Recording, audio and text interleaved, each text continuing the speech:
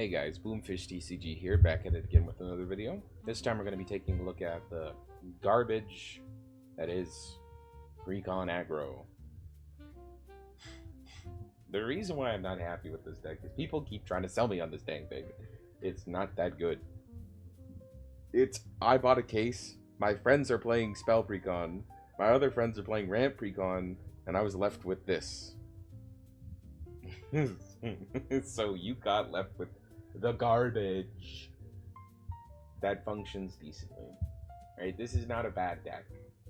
It's just not the same as the other ones. It will still get you wins. I don't really know where to put it on the power scale. I've seen it play, and I'd be interested to hear literally anyone talk to me about this thing, because currently I only have like one source of input, and it's me seeing other people play it, and then seeing someone accidentally have 6 of this thing in their deck, and magically the deck's working perfectly fine. So we'll get right into it. As you can see, it's playing like a ridiculous amount of 1-drops. That's 1, 2, 3, 4, 5, 6, 7. 7 times 3, 21 plus 1, 2. So that's another 3. That's 24 1-drops. That's most of the deck. That means even though that it's useful, like this deck is good, there's probably a decent chance of you whiffing. Like if you just have way too many 1-drops in your hand. Although they are flexible, you know, that's pretty tough. So we'll get right into it with cards that I've barely even read. So it's a 1 mana, like this is a 1-drop that says deal 1 damage to each enemy leader and you gain 1. So that's nice. It's a ward. That's nice. If you play from the EX, you double that effect, which is pretty decent, I'm gonna be honest. So it's a nice solid 1-drop. You're playing it at 3 because it's probably like one of the better options you have. Moving on, we have AoE. So essentially what this is just like a thing to fix your aggro matchups. It's played at 1 because it's just a tech.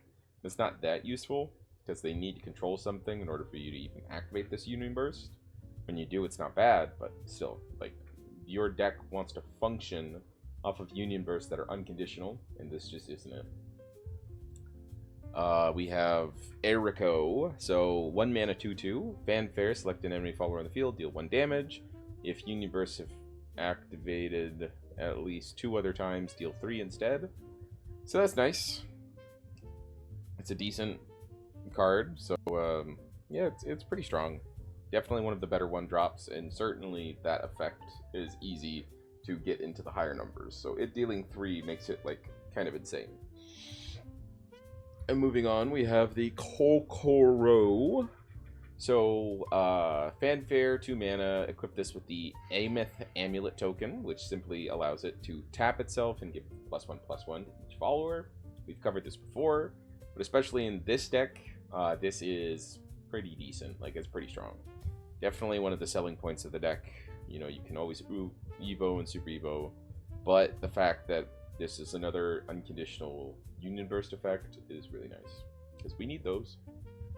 Moving on, we have the Labrista.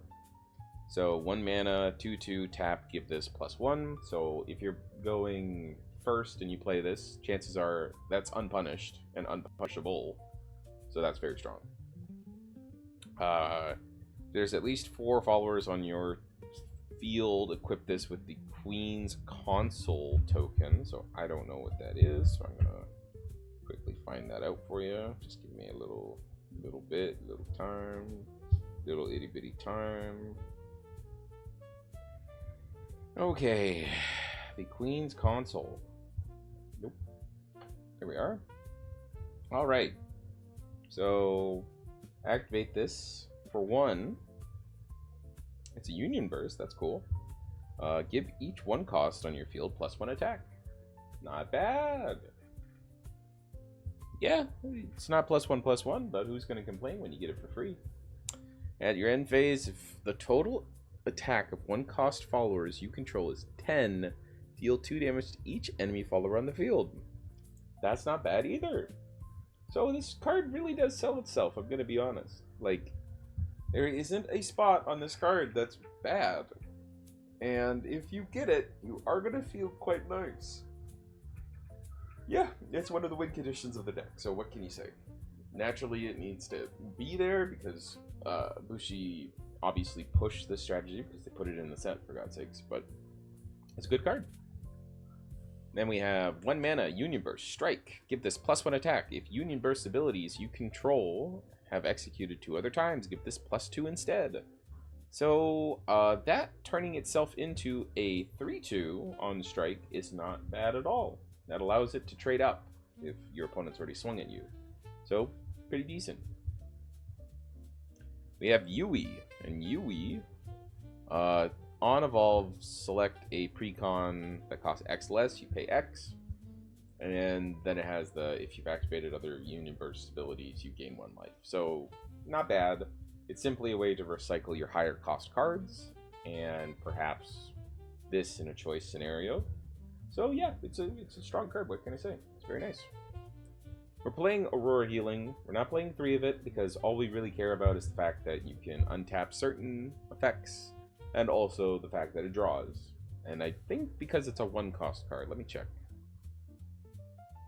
No, it's just because of the synergy it has with 1-cost followers, which is good. We also still have a few things that we want to untap, so yeah, nothing about it's bad. Moving on, we have the Call of the Guild. This is a pretty solid card, especially, I mean, it's a solid card in all of the versions, because what are we not going to be happy about 1 mana, take a look at the top 4, grab something, especially in this deck, because I'm pretty sure it's like 99% followers. It's only that spell, yeah, everything else is followers, so it's incredibly good in this deck. We have Ilya, so it's back again. We have the Aura Healings to pump out more damage if we need it, but this is one of the finishers that we have. It's generically super strong, so yeah, it's a very good card. Yeah, nothing bad about it. It's just a very strong card. We have the Kasumi.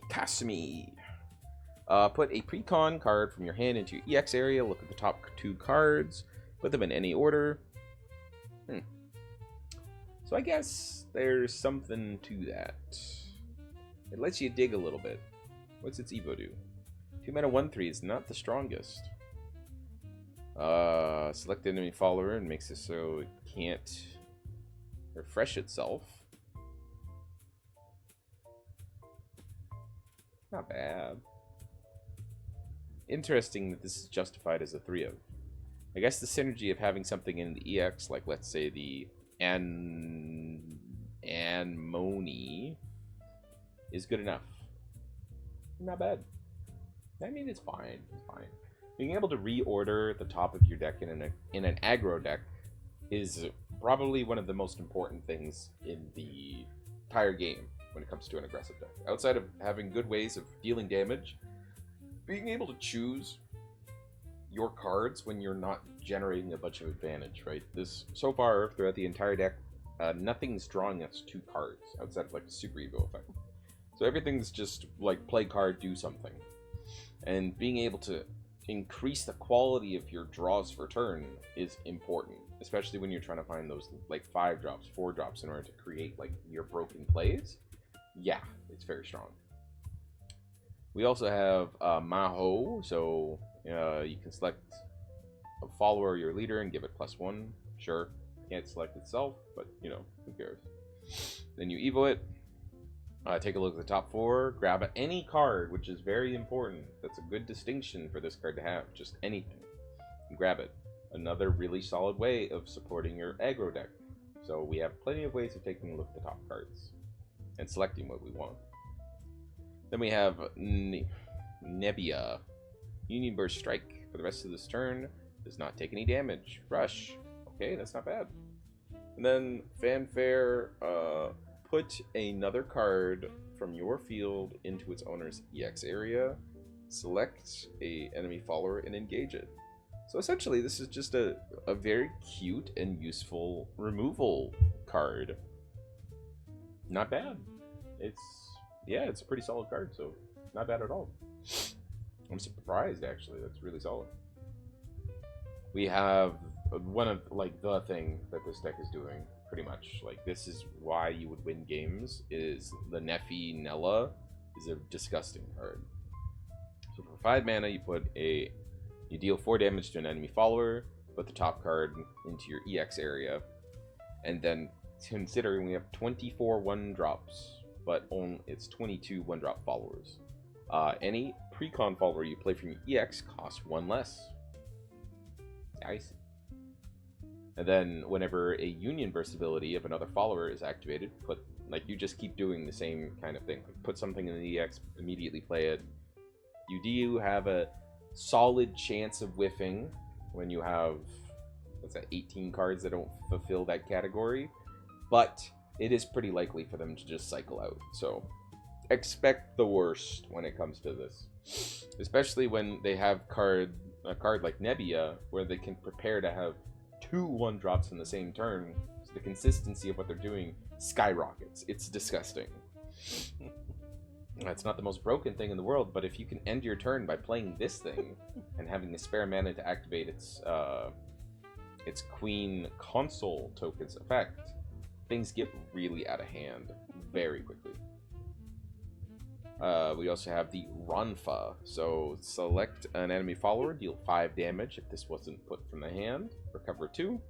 That has inherent synergy, especially when we are considering the Nefia, so not bad.